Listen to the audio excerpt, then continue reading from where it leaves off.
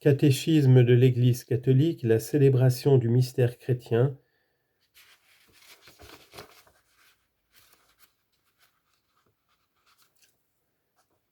Cinquième chapitre, les autres célébrations liturgiques, article 2, les funérailles chrétiennes. Tous les sacrements, et principalement ceux de l'initiation chrétienne, avaient pour but la dernière Pâque de l'enfant de Dieu, celle qui par la mort le fait entrer dans la vie du royaume.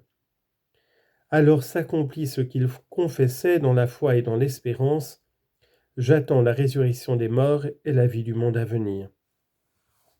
1. La dernière Pâque du chrétien.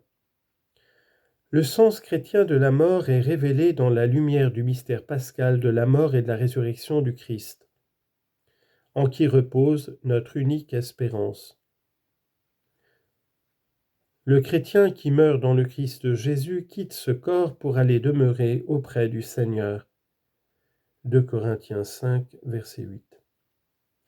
Le jour de la mort inaugure pour le chrétien, au terme de sa vie sacramentelle, l'achèvement de sa nouvelle naissance commencée au baptême, la ressemblance définitive à l'image du Fils, conférée par l'onction de l'Esprit Saint, et la participation au festin du royaume qui était anticipé dans l'Eucharistie, même si d'ultimes purifications lui sont encore nécessaires pour revêtir la robe nuptiale. L'Église qui, comme mère, a porté sacramentellement en son sein le chrétien durant son pèlerinage terrestre, l'accompagne au terme de son cheminement pour le remettre entre les mains du Père.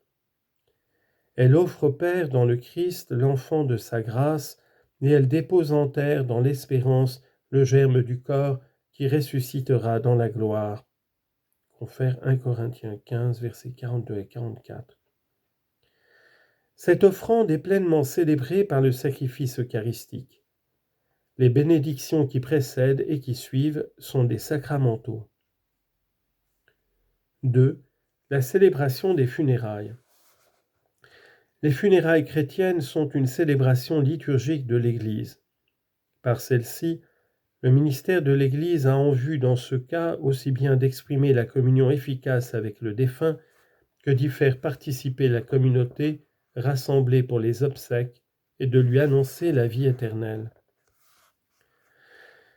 Les différents rites des funérailles expriment le caractère pascal de la mort chrétienne et répondent aux situations et aux traditions de chaque région, même en ce qui concerne la couleur liturgique.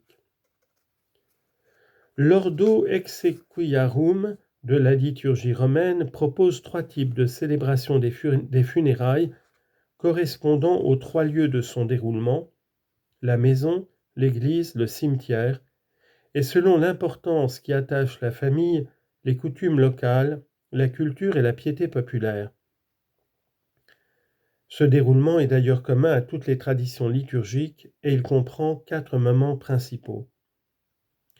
L'accueil de la communauté.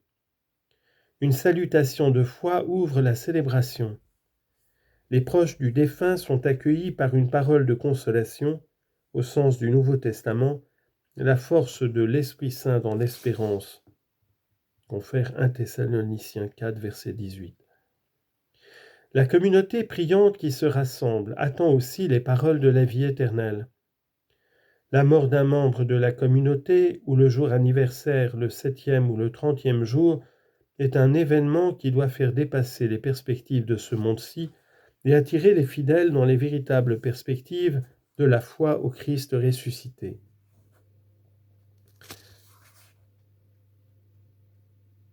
La liturgie de la parole, lors de funérailles, exige une préparation d'autant plus attentive que l'assemblée alors présente peut comprendre des fidèles peu assidus à la liturgie et des amis du défunt qui ne sont pas chrétiens.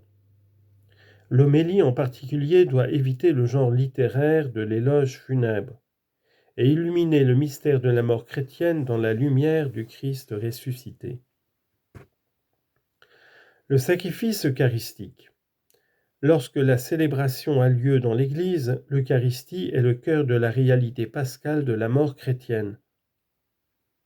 C'est alors que l'Église exprime sa communion efficace avec le défunt, offrant au Père dans l'Esprit Saint le sacrifice de la mort et de la résurrection du Christ, elle lui demande que son enfant soit purifié de ses péchés et de ses conséquences, et qu'il soit admis à la plénitude pascale de la table du royaume. C'est par l'Eucharistie ainsi célébrée que la communauté des fidèles, spécialement la famille du défunt, apprend à vivre en communion avec celui qui s'est endormi dans le Seigneur, en communion au corps du Christ dont il est membre vivant, et en priant ensuite pour lui et avec lui. L'adieu à Dieu, au défunt, et sa recommandation à Dieu par l'Église. C'est le dernier adieu par lequel la communauté chrétienne salue un de ses membres avant que le corps de celui-ci ne soit porté à sa tombe. La tradition byzantine l'exprime par le baiser d'adieu au défunt. Par ce salut final, on chante pour son départ de cette vie et pour sa séparation, mais aussi parce qu'il y a une communion et une réunion. En effet, morts, nous ne sommes nullement séparés les uns des autres, car tous nous parcourrons le même chemin et nous nous retrouverons dans le même lieu. Nous ne serons jamais séparés, car nous vivons pour le Christ, et maintenant nous sommes unis au Christ, allant vers lui. Nous serons tous ensemble dans le Christ, comme le dit saint Siméon de Thessalonique.